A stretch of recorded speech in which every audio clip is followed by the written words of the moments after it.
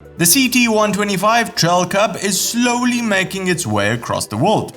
If until now it was for sale only in Japan, the good news is that the folks in Thailand can now get their hands on one. With this sort of release schedule, Dave will be an old man by the time it gets to Europe or the US. But the other good news is that Honda released a video with the Hunter Cub in action, something which was definitely missing from their original press release. And the other good news is that it seems they have started to employ the same sarcastic humor we pride ourselves with here on Long Way Home. Powerful engine, they say. Obviously a bit of light humor since the Hunter Cub almost makes 9 horsepower, which I guess is enough, but if we start calling 9 horsepower powerful, then KTM will start calling their bikes reliable. Dave, that is disgustingly horrible, man. Did you not get enough sleep last night or something? Also 5.4 liter fuel tank for long riding. Yeah, well, I guess that's kind of right since you can do about 360 kilometers on the little 5.4 liter fuel tank. In the last video on the Hunter Cub that we did, the main complaint, actually the only complaint, was the fact that for $4,000 it was just too expensive for what you were getting. I'll give you my thoughts on that a bit later, but until then, let's see what the little Hunter Cub actually offers. Stick around.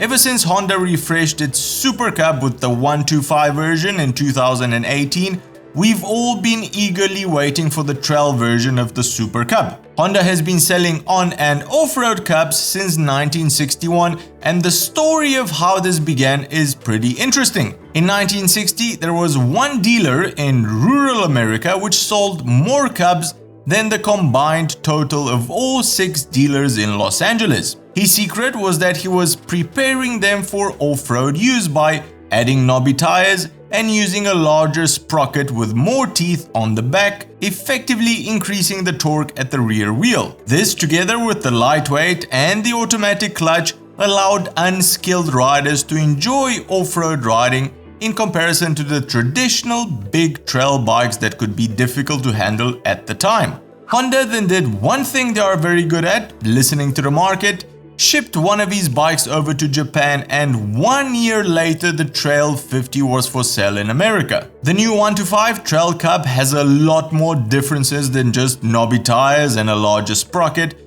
compared with the same street C125, while sharing the same engine and clutchless transmission so you can ride it with one hand.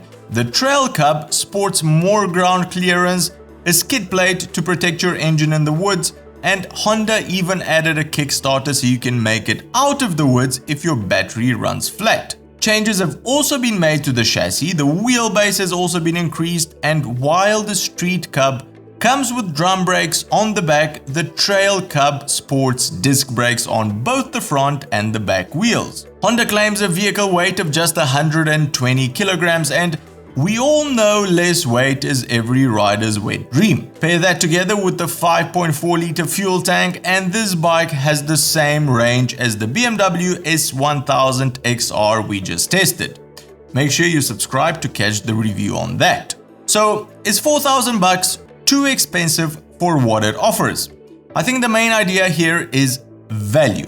Yes, maybe if you add up all the nuts and bolts, $4,000 is pushing it, but you are buying something which should last you a long time. The Hunter Cub won't get yearly upgrades like new LCD screens and other gizmos, which will make you wonder year on year if you should upgrade to the newest model. It's yours to have fun on for as long as it lasts, and last it shall. Honda's reliability, especially for the Cubs, is outstanding. I mean, some have been dredged out of rivers years later and with a bit of TLC have started right back up. That to me is value and makes the $4,000 pill a lot easier to swallow. But hey, that's just me. Let us know in the comments below what your take on it is. Yay or nay?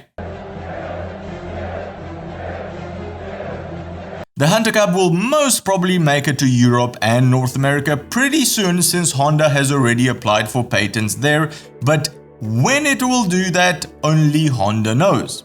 Well, that's the show for today, everyone. If you've enjoyed it, give it a big thumbs up, and if you think you've learned something new, consider subscribing or becoming one of our patrons to help us make more of these shows. Cheers, and I'll see you on the next one.